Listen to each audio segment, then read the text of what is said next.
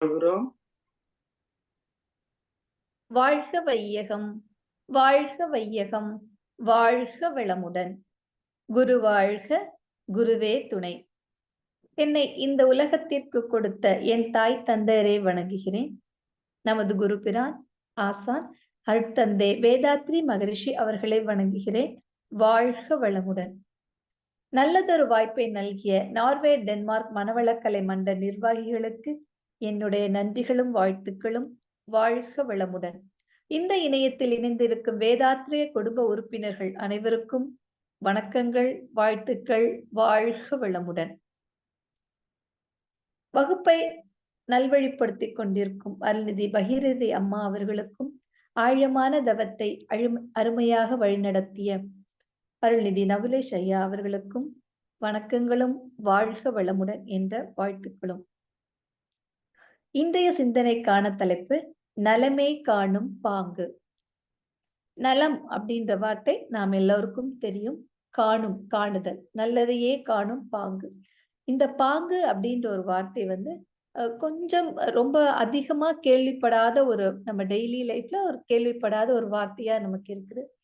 அந்த பாங்கு அப்படின்றதுக்கு தமிழ் அகராதியில என்ன வார்த்தைகள் கொடுக்குறாங்கன்னா, பண்பு, இணக்கம், தகைமை அப்படின்ற அர்த்தங்களை கொடுக்குறாங்க.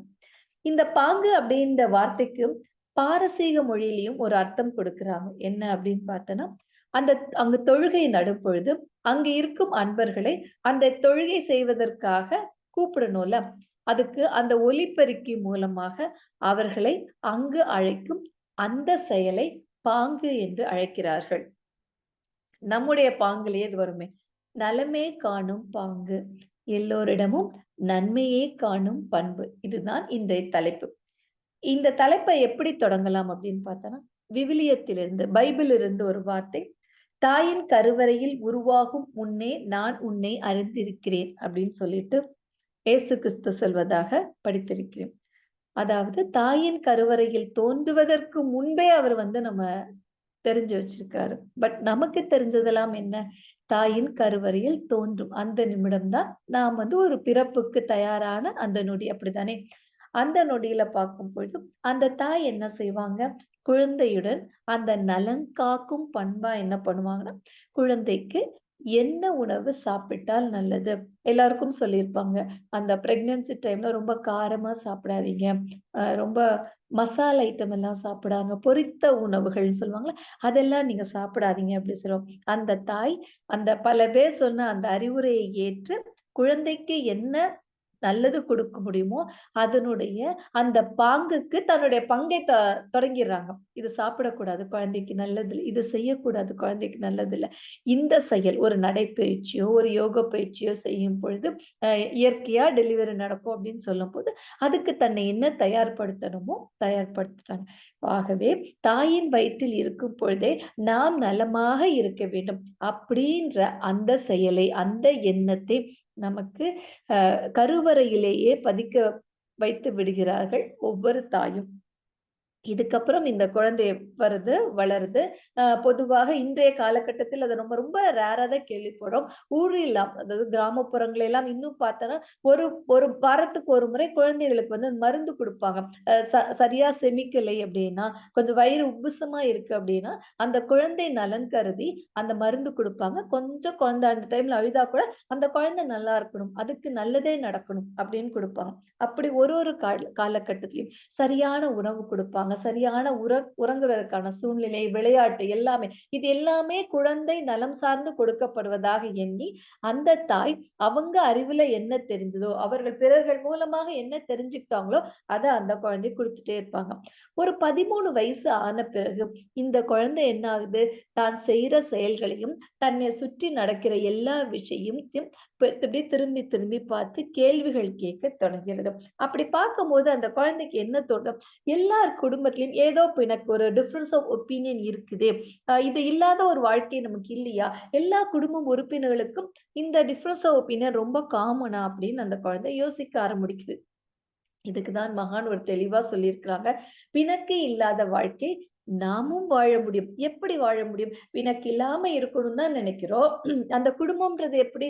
என்னோட எல்லா வெற்றிக்கும் வாழ்க்கையில எவ்வளோ வெற்றி அடைஞ்சாலும் அந்த மனிதர்கள் என்ன நினைப்பான்? இது என்னோட குடும்பத்தோட ஷேர் பண்ணணும். முதல்ல அவங்க ஷேர் பண்ற ஒரு பெர்சன் யாரா இருக்கணும்? குடும்ப உறுப்பினர்களாக இருக்கணும். இந்த வெற்றிக்கு பக்கபலமாக இருந்தது யாரு?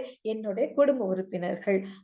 அடுத்த விஷயம். ஒருவேளை அந்த வெற்றியில கொஞ்சம் தேக்கமும், அந்த வெற்றி கையில் எட்டா கனியாக போயிடுச்சோ அப்படின்ற நிலைமையில என்ன பண்ணுவாங்க, அவங்க அதே நேரத்திலயும் அந்த குடும்ப உறுப்பினர்கள தான் அவங்க எதிர்பார்ப்பாங்க, நாடுவாங்க. வீட்டுக்கு வரும்போது ஒரு லீனிங் ஷோல்டர்ஸ் தாய சார்ந்து கொள்வதற்கு ஒரு தோள் வேணும். அது தாயாகவோ, மனைவியாகவோ, குழந்தையாகவோ அவங்களுக்கு தேவைப்படும். இவங்க ஏன் நம்புனாங்க அப்படின்னா, இவங்க மூலமாக இந்த ஒரு இக்கட்டான சூழ்நிலையில் இருந்து என்னை சரியான வார்த்தைகள், சரியான அனுசரணை கொடுத்து, நான் இன்னும் நலமாக வாழ்வதற்கு அவங்களாக என்னோட இணைந்து செயல்பட முடியும் அப்படின்னு இருந்தாங்க. பட் இன்னைக்கு குடும்பம் அப்படிதான் இருக்குது. வேர்ல்டு ஃபுல்லா மாறிட்டு டிஜிட்டல் ஃபுல்லா நம்மள டாமினேட் பண்ணுது. அந்த வாழ்க்கை அப்படி இருக்குதா? கணவன் மனைவி உறவு தெய்வீக உறவுன்னு நமக்கு மகான் சொல்லியிருக்கிறாங்க. முன்பெல்லாம் சண்டை போட்டா பேச மாட்டோம். கணவன் மனைவிக்குள்ள சண்டை வருது 2 நாள், 3 நாள் பேசாம இருப்போம். ஆனா, இப்போ அந்த காலம் என்னவா மாறிடுச்சு? இன்று பேசினாலே சண்டை அப்படின்றது வந்துருச்சு. இது நம்ம பார்க்கிறோம் தானே? இந்த சமுதாயத்துல இது நம்ம டெய்லி லைஃப்ல இத கேட்கிறோம் தானே? இந்த நிலை மாறும் பொழுது, நாம் தவறு செய்கிறோம். இத மனம் திருந்தி நல்லா வாழணும். இந்த தெய்வீக உறவ நானும் கொண்டாடணும்ன்ற மாற்றம் வரும் பொழுது, இந்த குடும்ப உறவினர்களுக்கு வகுத்து தர வேண்டிய ஞானத்தின் தலையாய கடமை. அவர்கள் எப்படி வேணா இருக்கலாம். எந்த பிணக்கு வேணா இருக்கலாம். இந்த குடும்பத்துக்காக நான் ஒரு அமைதியை தேடி, அதை விரும்பி பெற்று, அந்த அமைதி மூலமா இந்த குடும்பம் பயன்பெறணும் அப்படின்னு நினைக்கிறாங்க. மனம் எப்பொழுதுமே அமைதிய தான் நாடுகிறது. ஆனா அமைதியா இருக்கிறதா? கணவர் இருக்கிறாங்க, மனைவி இருக்கிறாங்க. ஒருத்தருக்கு ஒருத்தர் 1000 வித திருமண ஆன நாள் முதல் இந்த நிமிடம் வரும் 1000 விதமான நன்மைகள் செய்து கொண்டே இருக்கிறோம். ஆனா, சில நேரங்கள் இதெல்லாம் மறந்துடுறோம். என்ன காரணம்? அவர்கள் செய்த நம்ம நன்மைகளை மறந்து, ஏதோ சின்னதா செய்த தவற நாம் ரொம்ப காலமா நமக்குள்ளாக கேரி பண்ணிட்டு இருக்கோம். இதை வள்ளுவம் எப்படி சொல்கிறது எனில், "குணம் நாடி குற்றமும் நாடி அவற்றுள் மிகை நாடி மிக்க கொளல்." இவ்ளோ நன்மை செய்றத மறந்துட்டு, அந்த மனிதர்கள பார்க்கும் பொழுது, அவங்க செய்த தீமையே நம்ம கண்ணு முன்னாடி வந்துட்டு இருக்குது. இது ஒரு ஆரோக்கியமான வாழ்க்கைக்கு நல்லதா? இந்த ஆரோக்கியமான வாழ்க்கை இந்த குடும்பத்துல அமைதிய குடுக்குமா அப்படின்னா, அது கொடுப்பதற்காக வாய்ப்பே இல்ல. இந்த குடும்ப வெற்றிக்கு பக்கபலமாக இருக்கிற இந்த குடும்ப உறுப்பினர்கள சரி செய்வதற்கு நாம என்ன பண்றோம்? உணர்ச்சி நிலையில் நாம் இருப்பதால் மட்டும் தான் இந்த பிரச்சனைகள் வருகிறது. உணர்ச்சி நிலையிலிருந்து நாம் உணர்வு நிலைக்கு நம்ம வாழ்க்கையை மாற்றும் பொழுது, வாழ்க்கை ரொம்ப நல்லா இருக்கும். இந்த செயலை தான் மகான் நமக்கு குடுத்திருக்கிறாங்க. 13 வயசு ஆயிடுச்சா? 14 வயசு ஆயிடுச்சா?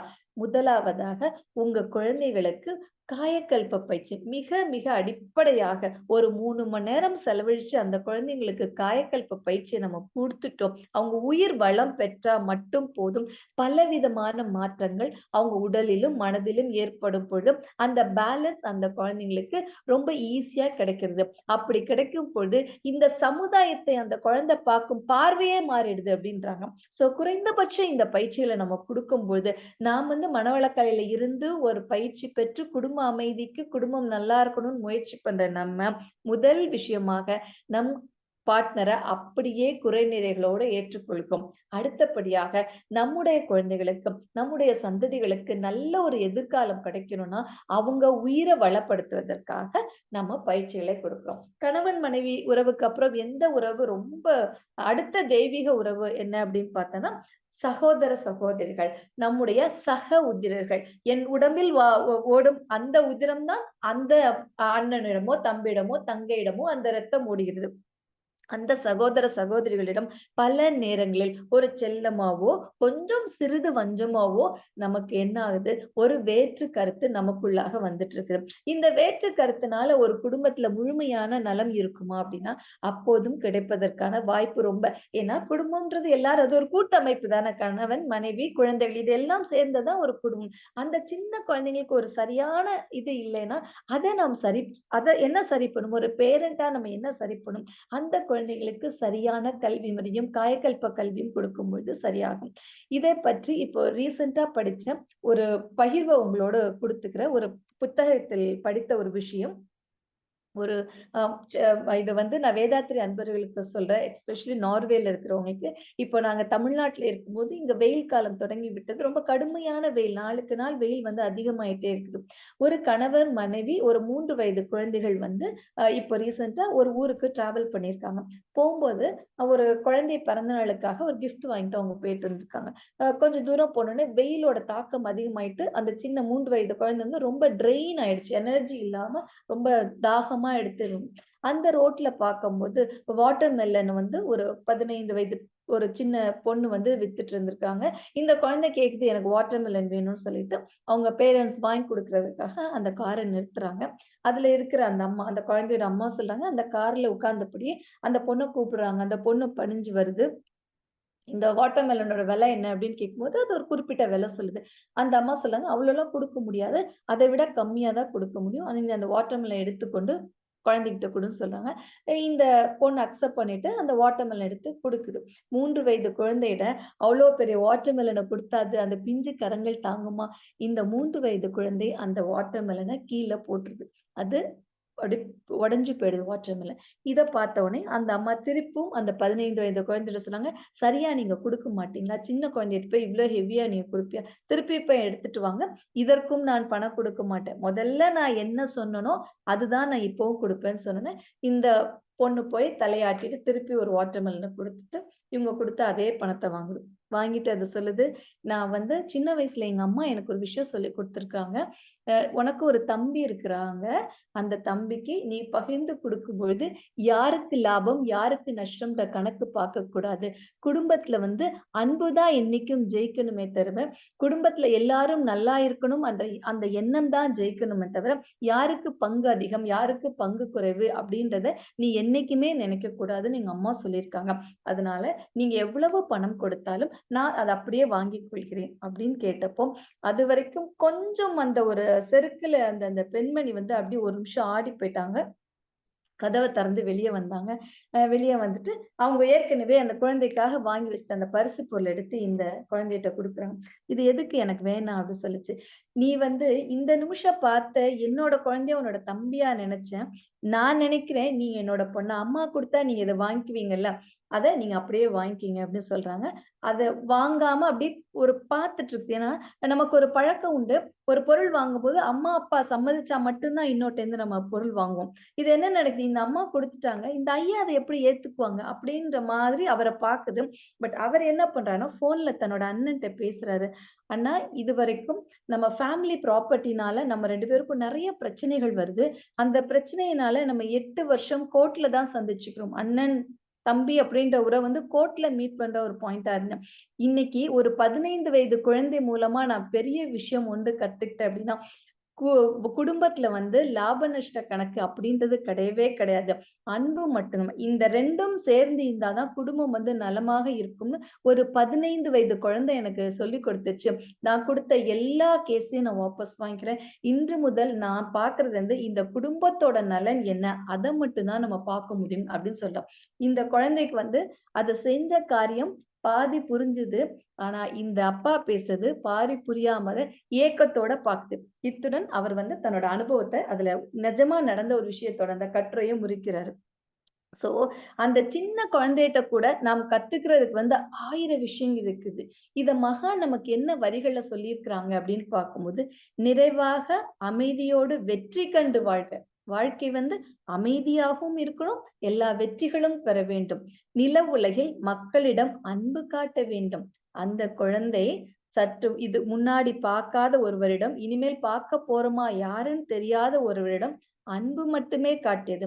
குறை காணும் பழக்கத்தை விட்டு விட்டு ஒருவேளை இந்த அம்மா அதிகாரம் பண்றாங்களே, இவங்க குழந்தை தானே கீழ போட்டுடுச்சு அப்படின்னு சொல்லக்கூட இல்லாம, குறை காணும் பழக்கத்தை விட்டு விட்டு நல்ல குணங்களையே பாராட்டும் பண்பு கொள்ள வேண்டும்.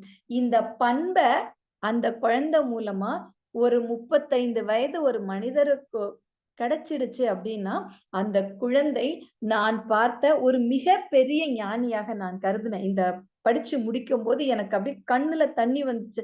எப்படி ஒரு விஷயம்! அதே மாதிரி என் மனசுல தோணும். ஒருவேளை இந்த குழந்தை காயகல்பம் கத்திருக்குமோ?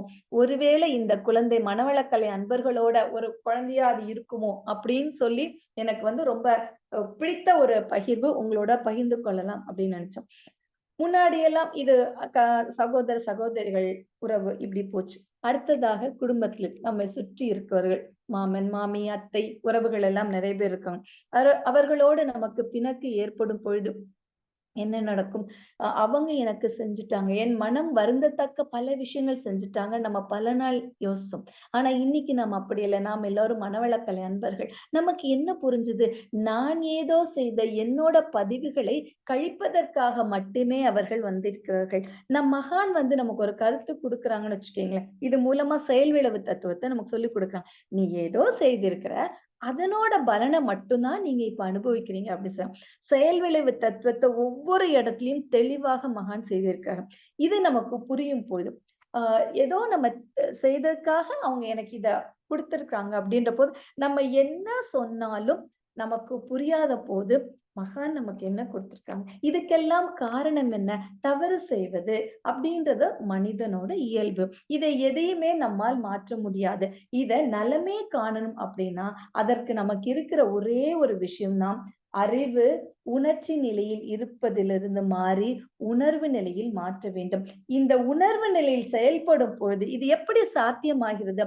ஆசானோட துணையோடு தவத்தில் சிறந்து விளங்கும் பொழுது நாம் என்ன பண்றோம்?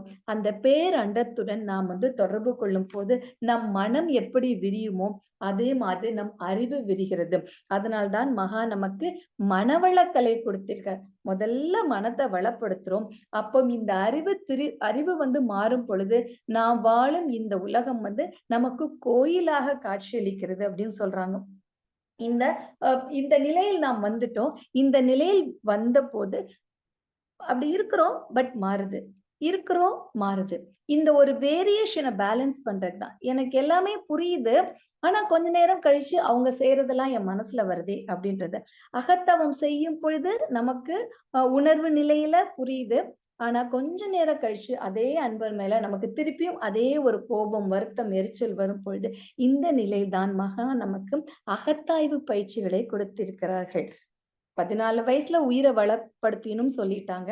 பயிற்சிகளை நம்ம அப்பொழுதே தொடங்குறோம். அகத்தவம் ரெகுலரா செய்யும் பொழுது நாம் வந்து உணர்வு நிலையில மாறுகிறோம். ஆனா இதனோட தவத்தோட எண்டா மகான் நமக்கு என்ன கொடுத்திருக்கிறார்கள்?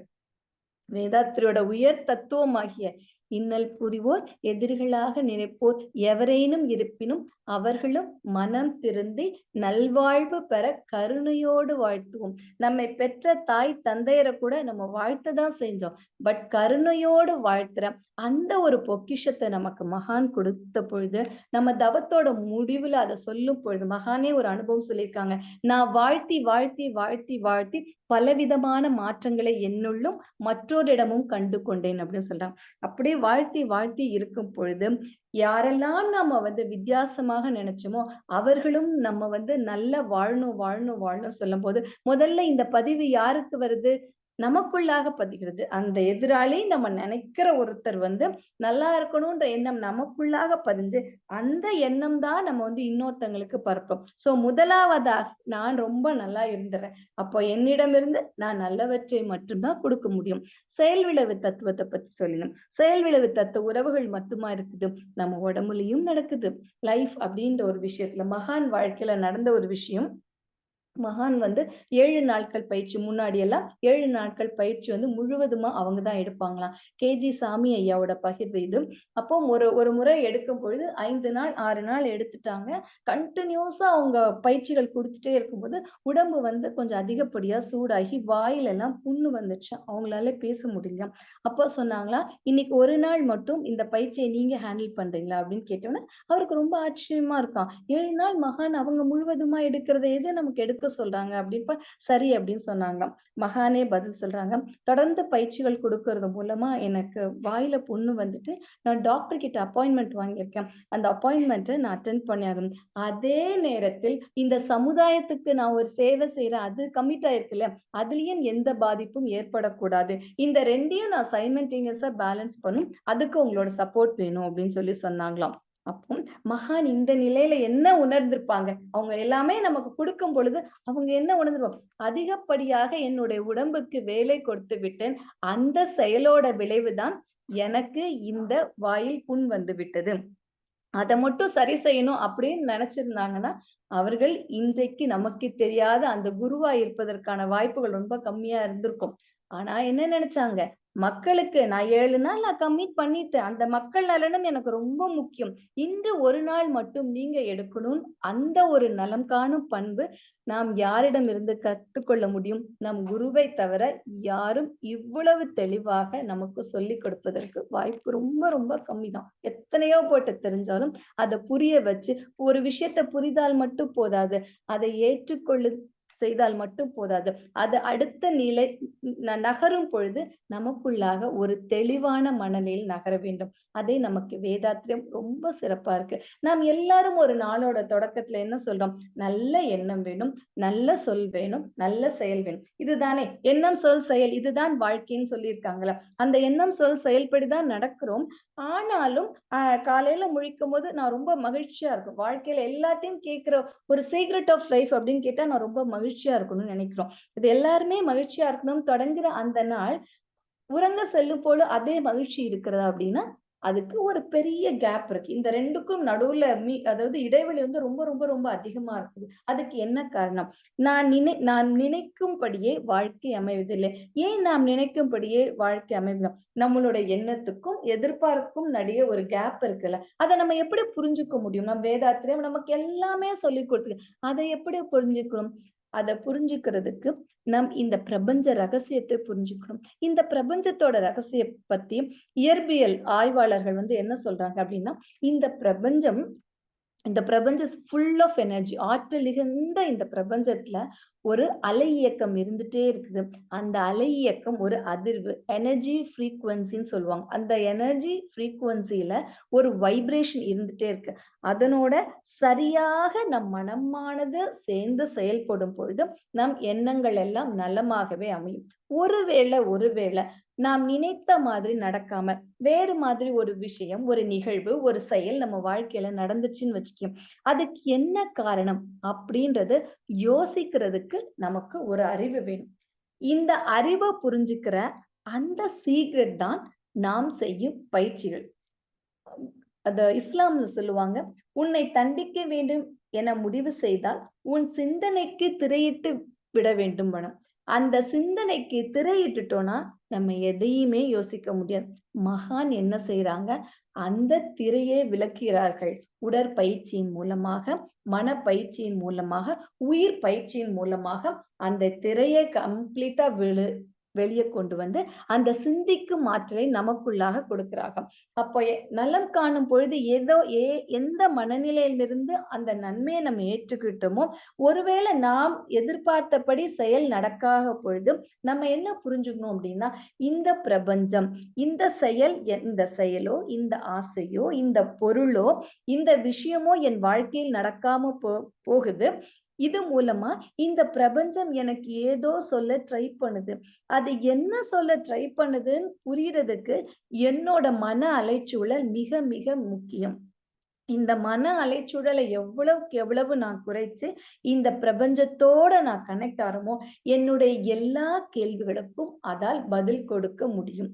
இந்த நலம் காணும் பங்கு தான் நமக்கு ரொம்ப ரொம்ப முக்கியம். ரொம்ப இயல்பா சொல்லுவாங்க, நடப்பதெல்லாம் நன்மைக்கே. இது வெறும் வாக்கியமாக நமக்கு தெரிஞ்சாலும், இதுக்குள்ளாக இருக்கிற அந்த ரகசியம் என்ன? இந்த நன்மை எனக்கு எதுக்கு நடக்கிறது? ஒரு வேறுபட்ட சூழ்நிலை எனக்கு ஏன் வருகிறது? இந்த வேறுபட்ட சூழ்நிலையிலிருந்து நான் என்ன கத்துக்க வந்துக்கிறேன்? இத கத்துக்கொள்வதன் மூலமாக என்னுடைய வாழ்க்கை இன்னும் மலர்ச்சியாகும். வெற்றியில என்ன எனக்கு ஆனந்தம், நிறைவு கிடைச்சதோ, அதே மாதிரி அந்த வெற்றி கிடைக்காத பொழுது அதே ஆனந்தமான மனநிலையோடு, அதே எண்ணத்தோடு என்னுடைய வாழ்க்கை அடுத்து நகர வேண்டும் அப்படின்றதுக்காக அந்த ஆராய்ச்சிக்குள்ள நம்ம போகணும். Meditation is an emotion. அதற்குன கனெக்டட் வித் an emotion. எந்த உணர்வு நிலையில இருக்கிறோமோ அந்த உணர்வு நிலையில நம்மை நாமே செதுக்கிக் கொள்ளும் ஒரு செயல்தான். அந்த ஒரு நிகழ்வு தான். அதாவது தவம் வந்து நிகழணும்னு சொல்லுவாங்க. நாம் உட்கார்ந்து இருப்பது, கையை கோர்ப்பது அப்படின்னா அது ஒரு செயல்பாடு. ஆனால் தவம் நமக்குள்ளாக நிகழ வேண்டும். அது நிகழும் போது என்ன புரியும் அப்படின்னா, இந்த பிரபஞ்சம் நமக்கு எல்லாமே சரியாகவே கொடுத்து கொண்டிருக்கிறது. நாம் அதை புரிந்து கொள்வதன் மூலமாகவும், அதிலிருந்து எனக்கு என்ன நன்மை கிடைக்கும் அப்படின்றத ஆராய்ச்சி செய்வதன் மூலமாகவும் இந்த வாழ்க்கை இனிமையாக மாற்ற முடியும். இதற்கு தான் மகான் கொடுத்த வார்த்தை துல்லிய சமதள சீர்மை.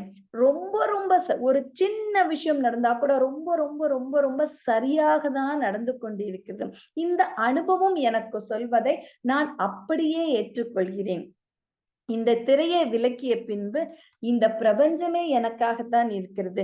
நான் முழுவதுமாக வாழ்வதற்காக, நன்மையை மட்டும் காண்பதற்காக தான் இந்த அழகான பிரபஞ்சம் என் முன்னாடி படைக்கப்பட்டிருக்கிறது. அப்படின்ற உணர்வு நிலைக்கு நம்ம வந்துட்டோம். இப்போ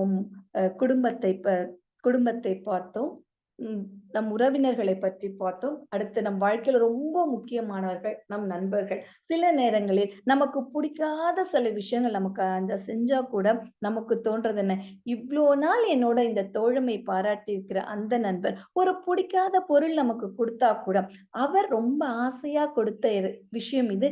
இதை நான் முழுவதுமாக ஏற்றுக்கொள்கிறேன். இது அவர் கண்ணிலேருந்து பார்க்கணும். என் கண்ணிலேருந்து பார்க்காம அவர் கண்ணிலேருந்து பார்க்கணும்ன்ற அறிவு. இந்த நிலைதான் நம்மை மெதுவாக சமுதாயத்துக்கு எடுத்துக்கொள்கிறது. இந்த சமுதாய நலம் காணும் பாங்குதான் நம்மளோட உச்சக்கட்ட நிலையான அந்த ஆன்மீக உயர்வாகும். நாம் எல்லாருக்கும் தெரியும். அப்துல் கலாம் ஐயா உலகம் முழுவதும் பார்த்து வியந்த ஒரு என்ன ஒரு இயற்பியல் ஞானின்னே சொல்லலாம். அந்த மகான் அவர் வாழ்க்கையில் நடந்த ஒரு அனுபவத்த சொல்றாங்க. 1979ஆம் ஆண்டு அவங்க ஒரு முயற்சி செய்றாங்க. அதுல வந்து தோல்வி அவங்களுக்கு கிடைச்சிடுச்சு. அப்போ அவங்க கூட இருந்த சதீஷ் தவான் அப்படின்ற இவங்களோட சீஃப் ஆபிசர் வராரு.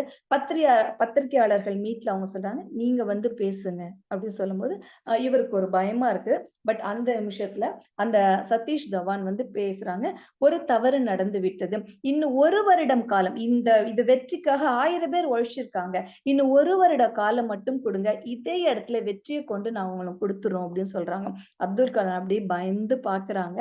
இன்னும் 1 வருட காலத்துல கடுமையா உழைச்சு வெற்றி அடைஞ்சுட்டாங்க.